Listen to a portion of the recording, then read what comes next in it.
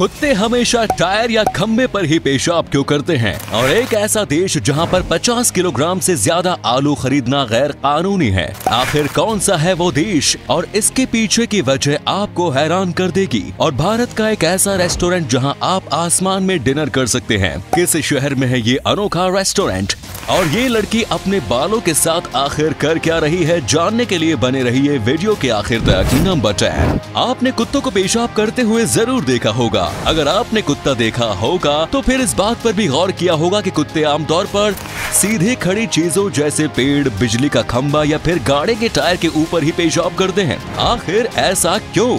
दरअसल गाड़ी के टायर या बिजली के खंभों पर पेशाब करने के पीछे की वजह ये है कि कुत्ते इन जगहों पर पेशाब करके अपनी गंद छोड़ जाते हैं। ये जगह सीधी खड़ी होती है और कुत्तों का पेशाब इतनी ऊंचाई पर जाता है कि दूसरे कुत्ते इसे आसानी से सूंघ सकते हैं। अपने इस आदत से वो दूसरे कुत्तों को अपने क्षेत्र से परिचित कराते हैं। सीधे शब्दों में कहें तो कुत्ते गाड़ी के टायर या बिजली के खंभे पर पेशाब करके दूसरे कुत्ते को ये बताना चाहते हैं कि ये इलाका उनका है। नंबर 9, स्काई डाइविंग से तो आप अच्छी तरह से वाकिफ होंगे, लेकिन क्या आपने कभी स्काई डाइनिंग के बारे में सुना है? बेंगलुरु में एक ऐसा रेस्टोरेंट है जहां जाकर आप स्काई डाइनिंग यानी आसमान में डिनर का लुत्फ उठा सकते हैं।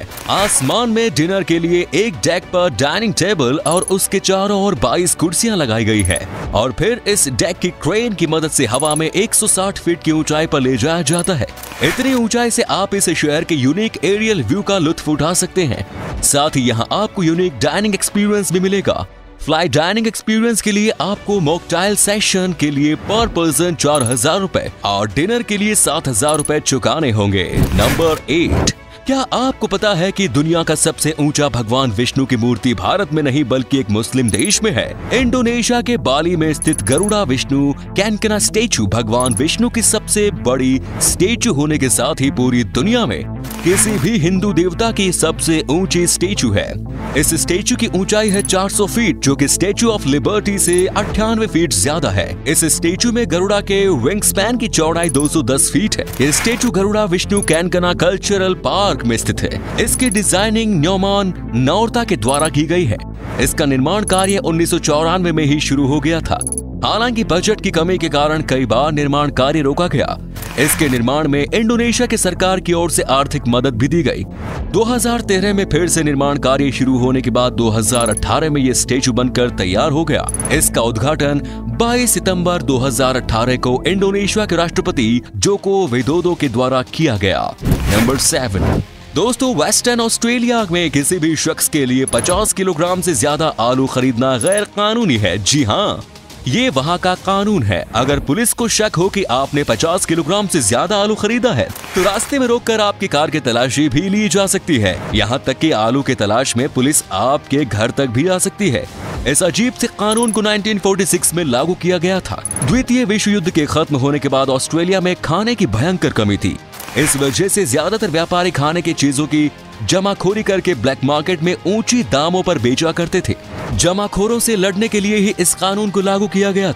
हालांकि ये कानून अब तक क्यों लागू है, इस सवाल का जवाब हमें ऑस्ट्रेलिया की सरकार से ही पूछना चाहिए। मुझे तो लगता है कि ऑस्ट्रेलिया की सरकार इस कानून को वापस लेना ही भूल गई। नंबर 6, क्या आपने कभी किसी आर्टिस्ट को अपने बालों के साथ कलाकारी करते देखा है?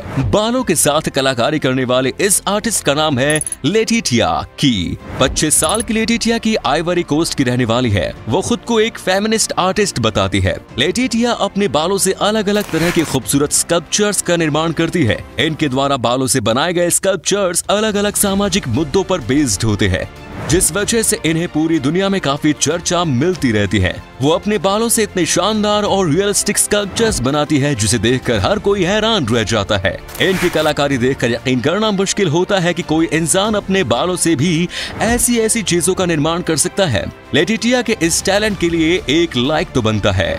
नंबर 5, दुनिया में बहुत से ऐसे जीव जंतु हैं जो जीने के लिए सूटेबल कंडीशन नहीं मिलने पर हाइबरनेशन यानी सुप्तावस्था की स्थिति में चले जाते हैं। इंसानों में ये काबिलियत नहीं होती है, लेकिन आपको जानकर हैरानी होगी कि इस दुनिया में एक ऐसा इंसान था जो हाइबरनेशन की स्थिति में जाकर मौत को चकमा देने में कामयाब रहा था। जापान के रहने वाले मित्सुताका 2006 में अपने दोस्तों के साथ माउंट रोको की चढ़ाई के लिए गए थे। रास्ते में वो अपने दोस्तों से बिछड़ गए। उसके बाद वो पहाड़ से नीचे उतरने लगे। वापस आते समय गिरने के कारण उनके पेल्विस की हड्डी टूट गई। हड्डी टूटने के कुछ घंटे बाद तक वो काफी ज्यादा परेशान रहे। इसके बाद वो बेहोश हो गए। गायब होने के 24 दिन बाद एक पर्वतारोही की नजर उन पर पड़ी, जिसके बाद उन्हें हॉस्पिटल ले जाया गया। उनकी हालत देखकर डॉक्टर हैरान थे। उनका बॉडी टेम्परेचर मात्र 22 डिग्री सेल्सियस था। कई ऑर्गन्स काफी धीमी गति से काम कर रहे थे। उनके शरीर में खून की कमी हो चुकी थी, हालांकि इनका ब्रेन पूरी तरह से सुरक्षित था। हॉस्पिटल में कुछ दिन बिताने के बाद मित्सुताका पूरी तरह स्वस्थ हो गए। डॉक्टरों का कहना था कि मित्सुताका हाइबरनेशन स्थिति में थे, लेकिन कोई इंसान स्थिति में कैसे जा सकता है, इस सवाल का जवाब दुनिया का कोई वैज्ञानिक नहीं दे सका। नंबर 4, सिंगिंग रिंगिंग ट्री एक ऐसा स्कल्पचर है जिसमें नेचुरली म्यूजिकल साउंड्स निकलता है। इंग्लैंड के लंकाशायर में स्थित ये एक विंड पावर्ड साउंड स्कल्पचर है। 10 फीट लंबे इस स्कल्पचर का निर्माण 2006 में आर्टिस्ट माइक टॉनकिन और अन्ना लियू के द्वारा किया गया है। इस स्कल्पचर से निकलने वाले मोलिडीज म्यूजिकल साउंड्स को सुनकर ऐसा लगता है जैसे इस साउंड को किसी म्यूजिशियन ने तैयार किया हो। इसके निर्माण में गल्वानाइज्ड स्टील के पाइप्स का उपयोग किया गया है, और जब इन पाइप से होकर हवाएं गुजरती है तब ये पाइप्स हवा की एनर्जी का उपयोग करके उससे तरह तरह के म्यूजिकल साउंड्स उत्पन्न कराते हैं। नंबर 3, स्वीडन में एक ऐसे स्विमिंग कंपटीशन का आयोजन किया जाता है जिसके बारे में सुनकर आपको गर्मी में ही कपकपी महसूस होने लगेगी। इस देश में हर साल फरवरी महीने में ओपन स्कैंडिनेवियन स्विमिंग चैंपियनशिप का आयोजन किया जाता है। इस स्विमिंग चैंपियनशिप के आयोजन के लिए बर्फ में जम चुकी झील को काटकर स्विमिंग पूल बनाया जाता है। -10 से -20 डिग्री सेल्सियस टेम्परेचर के बीच इस बर्फीले स्विमिंग पूल में दुनिया भर से आए 400 से ज्यादा स्विमर्स हिस्सा लेते हैं। इस आइस स्विमिंग रेसिंग की पॉपुलैरिटी साल दर साल काफी तेजी से बढ़ रही है। नंबर 2, क्या आप जानते हैं कि दुनिया में एक ऐसी भी साइकिल है जिसे पैरों से नहीं बल्कि अपने हाथों से चलाया जाता है? जी हाँ, जैसे हम बोट में बैठकर रोविंग करते हैं, वैसे ही आपको इस साइकिल पर बैठकर रोविंग करना होगा। हाथ से चलने वाली इस साइकिल का नाम रो बाइक है। इसका आविष्कार स्कॉट ओल्सोन नाम के शख्स ने किया है।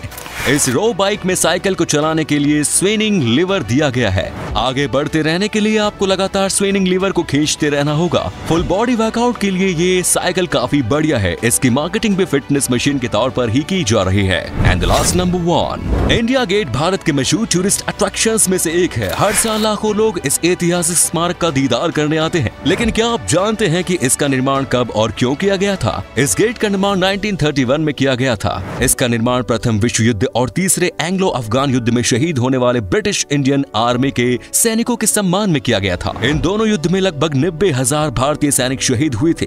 इंडिया गेट के निर्माण के बाद इन सभी सैनिकों का नाम इसकी दीवारों पर लिखा गया, जिसे आज भी देखा जा सकता है। इंडिया गेट के नीचे स्थित अमर जवान ज्योति का निर्माण 1971 के इंडो पाक युद्ध के बाद शहीद हुए भारतीय सैनिकों की याद में किया गया। तो दोस्तों, ये थे कुछ अमेजिंग फैक्ट्स। इनमें से कौन सा फैक्ट आपको सबसे जबरदस्त लगा, हमें नीचे कमेंट्स में जरूर बताएं।